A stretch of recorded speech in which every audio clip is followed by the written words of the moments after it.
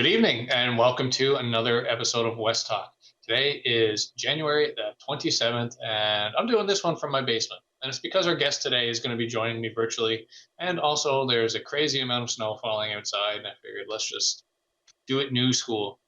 We're definitely having a old-fashioned winter here in Western Newfoundland, though. The snow has just been coming and coming. It's January's not even over yet, and it feels like we have more snow on the ground than we had at any point last year.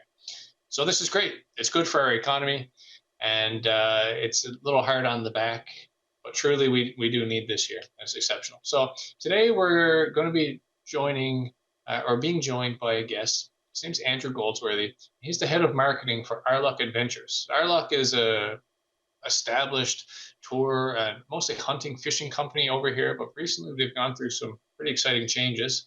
Brought on Andrew as their head of marketing, and we're going to be having a chat with him about that. So very exciting stuff. Also, we're going to be replaying an interview that we did in the later part of last season, where we brought in the new chef of the Hew and Draw, Andrew Dale. We had to pull one from the content bank today, and I felt that was a pretty good interview.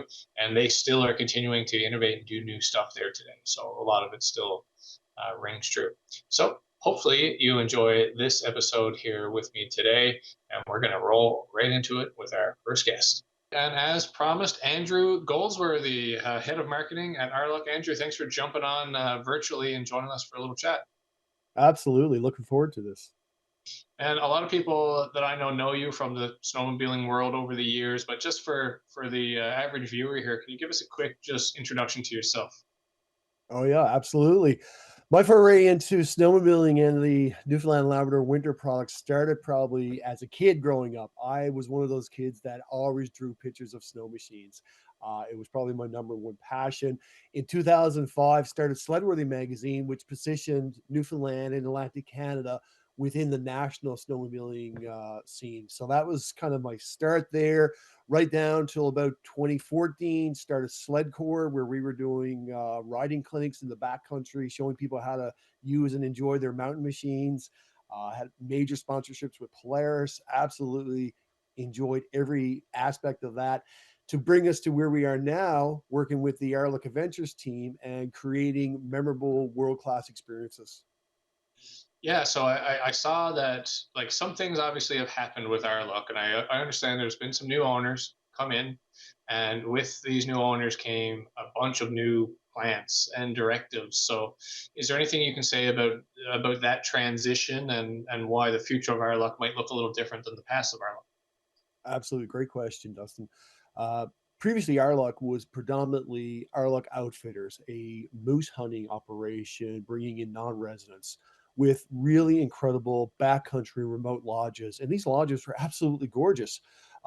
New ownership basically is looking at the bigger picture, 12 months of the year, and starting with winter and saying, we have incredible backcountry lodges. The Newfoundland Labrador product, these lodges will certainly add to the overall product, and help create that picture for the product as to what people are looking for. So moving into this year, we wanted to take three of our lodges to open up for wintertime activities for basically people who wanted to be as close as possible to some of the best snowmobiling in Eastern Canada. Main River Lodge is like 6 kilometers from the park border, Grossmore National Park. And along with that, there was actually also another big activity. The company purchased the former, what was Taylor's Brook Cabin and Convenience. Years ago, it was referred to as B&R Cabins, purchased that tract of land, and we're actually building 6 new 3-bedroom chalet style accommodations, which it's going to be kind of known as the Arluk Village. Right at the very beginning, drive up access at the 2 kilometer mark on Taylor's Brook Road, which is the beginning of the snowmobiling built, the snow built for Newfoundland and Labrador. Wow. Okay. So a couple quick things there, just for clarity. So you're telling me that the lodges that you were just referring to opening up just before the call here, these are hunting lodges that have never and fishing lodges that have never actually been used for snowmobiling purposes like this? Traditionally, over the years, they were used very sporadically, probably more for personal use. Right. When the season shut down, the hunting season, a lot of these lodges were closed for the year, and they would wait then until the next fishing or hunting season would come about. Yeah. So this is an opportunity now for the Newfoundland Labrador product to basically truly be enhanced. I recall back when we were trying to promote the Newfoundland Labrador winter product on the national scene or international scene. Some of the challenge we had at that time was the winter accommodations weren't where what they weren't matching up with what the market desired at the time. Adding these additional accommodations that we're either building or we're opening is only enhancing our winter product, which is incredible because I think we've been sitting on probably one of the best kept secrets for a long time, and that's Newfoundland Labrador as a winter product. We have Yeah. an incredible summer product, the fall, spring. Our winter product, I've written articles over the years of positioning Newfoundland and Labrador as the Rockies of the East. And these have been, it's been content that's been published nationally. And everyone's kind of like, oh, I didn't realize you guys had incredible snowmobiling like that. Hmm. Yeah, and the Rockies of the East is a thing. Also, I used to work in marketing at Marble Mountain, and we were making the same claims because what is going on here in the winter in Western Newfoundland truly is special.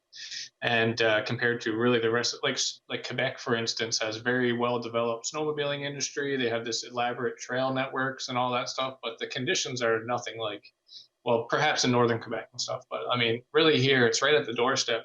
Taylor's Brook, you mentioned, that's very exciting. So I've actually spent some time up there. The old Taylor's Brook site, Terry Cram spot, little liquor store, and a few cabins that existed there in the back. So are those cabins still going to be there? Those existing ones, and there's six more going in that same space, or what's happening there? No, the what you'll see when mid-February, we'll actually have 3 of our new 3-bedroom chalets opened up. Eventually, all the existing infrastructure that was there will all be removed, and we'll actually have 6 of the brand new chalets there. Each one of these chalets are 3 bedrooms. So any given night, there could be new capacity for up to 36 new guests in this one Oh, location. so Um, can is this meant so that like the average? It's really interesting because not only do people want to fly in here for these snowmobiling experiences and stuff, but even locals and Newfoundlanders, they all gravitate towards us. Like even yourself, I'm sure over the years, you were probably parking your truck in Taylorsbrook to drop your oh, snowmobile off and go ride, right? It's the doorway to, Grossmorn. So even for local resident snowmobilers, is the idea that we might be able to take advantage of some of the accoms and a group of fellas can go rent out this cabin on their own and do their own riding, or is it exclusively associated with packaging and tours and things?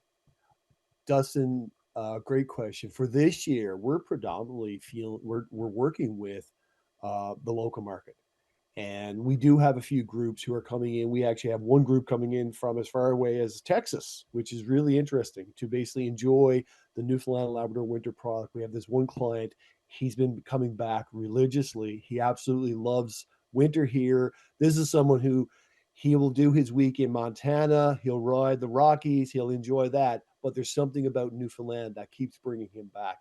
And that's actually the type of loyalty that we want to create outside the province. Now, here in the province, the uptake, the interest level on the Arluk chalets at the new Arluk village, where those 6 chalets will be located, has been incredible. People are the nostalgia of people saying, "Oh yeah, I stayed at B&R or I stayed at Taylor's Brook Convenience with Terry over the years." People have incredible memories of that. And you're right. You're there at the doorstep of all this incredible backcountry riding. And this is something that a lot of times ourselves as individuals living in this province, we take it for granted our backcountry freedoms that we have. We don't have the Yeah. same issues as other provinces where you have to stay on this particular groomed trail. In Newfoundland and Labrador, our groomed trails give us access to the backcountry, give us access to what I consider total freedom. Mhm. Mhm. Yeah, very well put.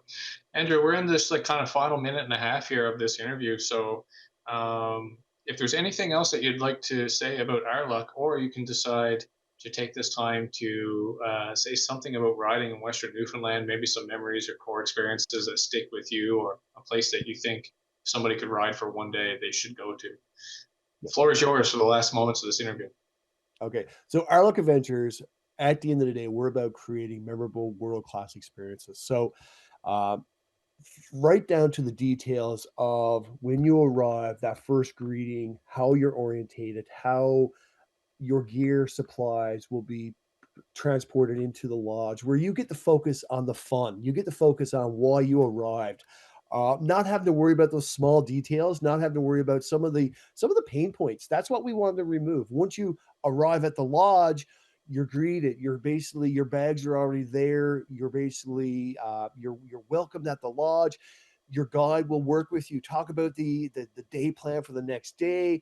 Talk about, the options that you have, options for boil ups, options for, seeing the three main gorges: Baker's Brook, Western Brook Gorge, and Parsons Pond Gorge, and then all the other incredible assets that are in our riding area. Like the Taylor's Brook Road riding area has so many things at our disposal.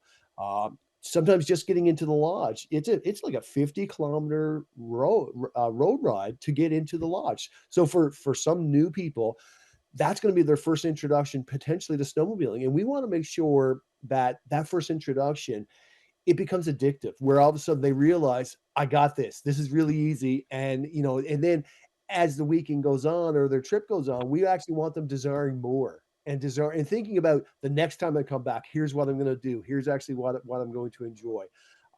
At the lodges, you have full hospitality, meals, snacks, our portage services. That's basically removing that pain point of getting things in, having guiding services, and having guides who understand the client and what they want. We have some clients who they want to go tree riding, they want to find deep snow. We have some others, they want to get that iconic picture vista, they want to get that snapshot, to have that memorable experience, have that moment they can relive with their friends. And you've got me wanting to run into my basement here and jump right onto a snowmobile. I think you've done a great job at encapsulating what is available here in Western Newfoundland, and I think you guys are poised for success. So I want to thank you so much, Andrew, for sharing a little bit of what's happening with our viewers. And we'd love to check in at the end of the winter to see how it went and to see what Arluk's gearing up for the next season. So thank you so much, Andrew. Thank you. All right, we're going to take a quick break, and we will be back with that interview with Andrew Dale. Stay tuned.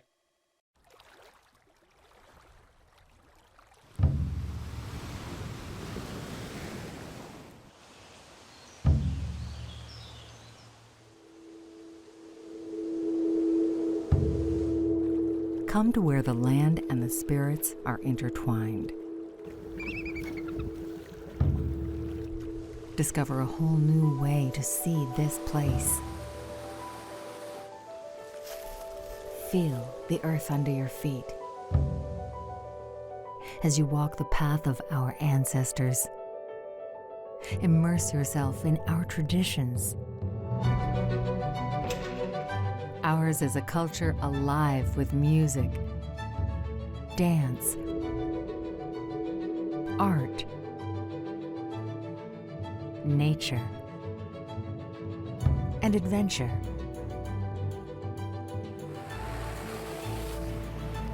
It's in the air, the water, the sound of the wind in the trees. It's in the stories of our elders and the faces of our children, those with a shared history yet to discover. It's knowing that everything that casts a shadow has a spirit. Everything is alive. See what we see. Experience Malibu.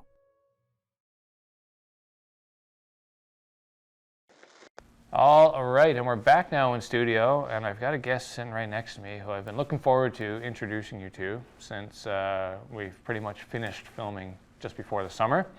My next guest is the newly appointed executive chef at Hew and Draw Hotel. And Hew and Draw, after a few years of leasing out their restaurant space, has just taken it over themselves and are now the operators of that restaurant.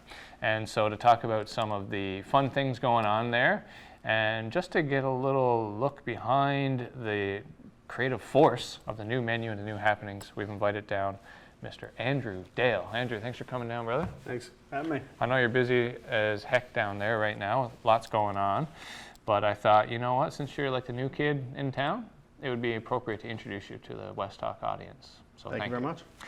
So first, sir, I would like you to give us a little bit of your background, just sort of how you got into this chefing world and what just like quickly kind of what that path looked like from where it started to jumping over here to Corner Brook recently.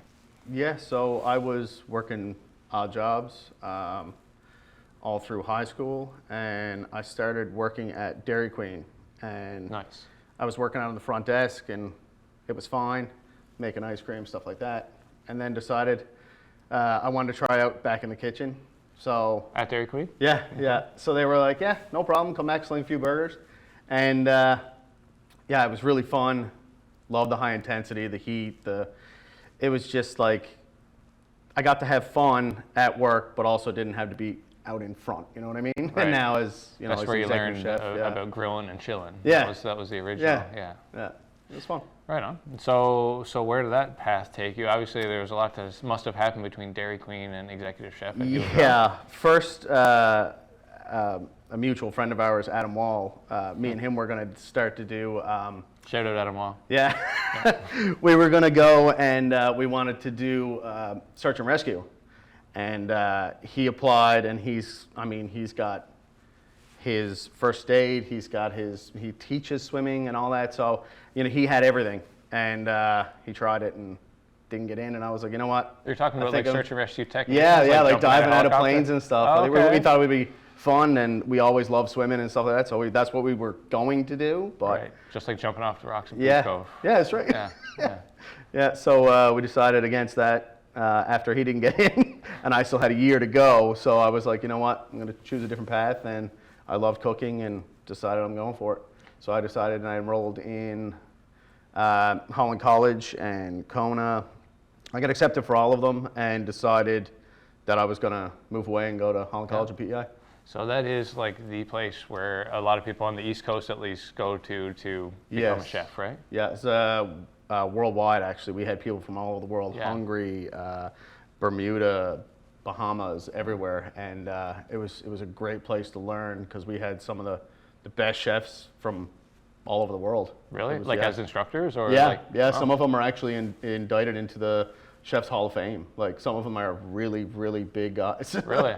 Yeah. And they just like they're full-time instructors there as well, or they like take it's like a rotating door of chefs who So come they through? do chefs there. They're instructors, and then after that, like on their time off, they usually do competitions or judge competitions. And Cool. yeah, I've seen a few of them in Newfoundland after I've graduated, and Yeah. it's nice catching up with them. So when you finished school there, did you know you wanted to come back to Newfoundland and work over here? Did you think about kind of going into the mainland and doing it? So, wasn't 100% sure what I wanted to do. I knew on my work term I wanted to come home just to see friends, family. Yeah. And came home for a year and worked at Bianca's. And then after I went back to culinary, after I graduated, I got a job at the Capitol Hotel up on Kmart Road and decided, like, you know, I think home is where I want to be. Once I got home and started like playing around with actual ingredients from Newfoundland and stuff like that, it spoke to me, and I stayed. Started clicking. Yeah. Okay, now I want to jump into what's going on today at the restaurant, but first I want to just get a little bit about your experience now moving over to the West Coast. When we first met, I thought you were kind of like a townie character, but now I realize you're from Torrey Bay. But still, you were working, you know, pretty much living and breathing downtown St. John's in the culinary scene, and now you're over here on the West Coast. Can you talk about your life as a new resident in Western Newfoundland, what you've been liking about it, any grievances? You can go ahead and put those out there as well. No, I've always been an outside of city type of person.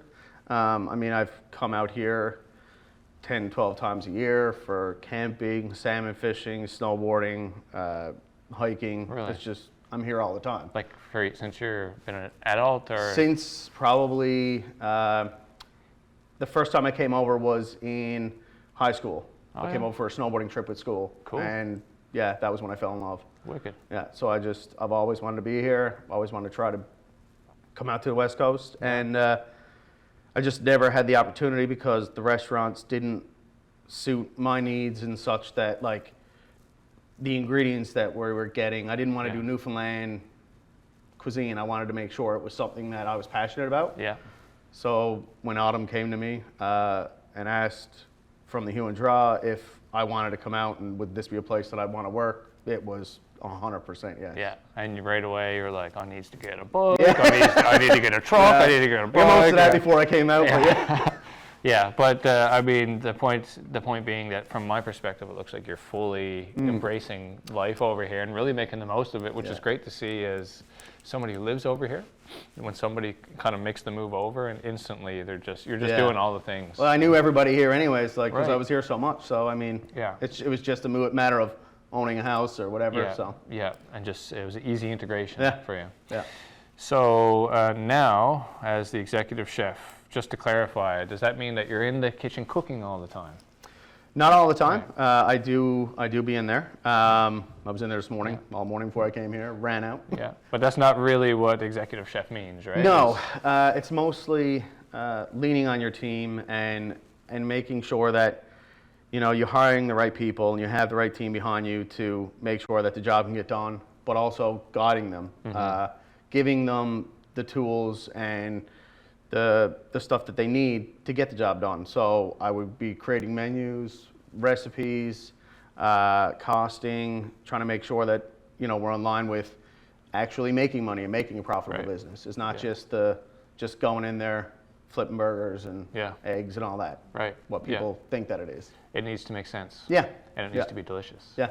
I noticed a few different things started happening. Maybe they were happening always, but I didn't notice it. But like, around when you came on the scene there, like the Hew and Draw started growing vegetables on the roof and stuff like this. Seemed like you were looking even more local because they're known for that. But it seemed like you were going even more local in your inspirations. Yes. And your ingredients and things like that. Yeah. So I started trying to get a lot more from local farmers and vendors, and trying to get in. We're kind of expanding our freezer space and trying to get in whole animals as opposed to getting pork and stuff from Cisco. Like, yes, we do use Cisco and AGD and stuff like that, and I'll use AGD as much as I can because they are a local business. But yeah, trying to get all of our vegetables and all that kind of stuff from here is my number one goal. I've been using all of our lobster rolls this year. We're all made from fishermen here on the island, and all of our fish is from here. So I try not to use anything that's incorporating a lot of berries, and the berries is an interesting one because I know like even over the years I've seen Autumn out doing deals with people on the side of the highway, like buying a lot of deep we've been buying a lot of trunks full of berries, and we had to go and get new freezers in order to keep them. This is something I find so cool because, and you guys work berries into everything from cocktails to entrees, so really cool to see. But why I like that was just having this picture of cash going out of this restaurant into the pockets of people selling berries all up and down the coast and stuff. It's just a cool little spin. Coming in when they got blue nails and blue hands. That's right. The berry boss. So tell me a bit more now, because also the menu, I've got to say, around, again, I'm not trying to assume too much, but around the same time that you showed up here, the menu started to change pretty dramatically. I started to see literally, one of the last meals I had down there, I made the comment to you that like, I ate something for the first time, literally a food item I had never heard about ever. I still don't even know what it's called. We'll call them the little Pani puris. Pani puris. I call them the little balls.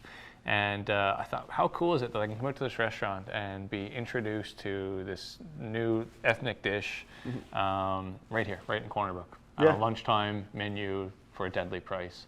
So can you tell me about where you're pulling these ideas from? Because there's things that are nods to Newfoundland cuisine and there's pointing towards traditional items, but then there's mani puri and all this. Like, how do you figure out what's going to be the 10 things that get to be on this piece of paper menu?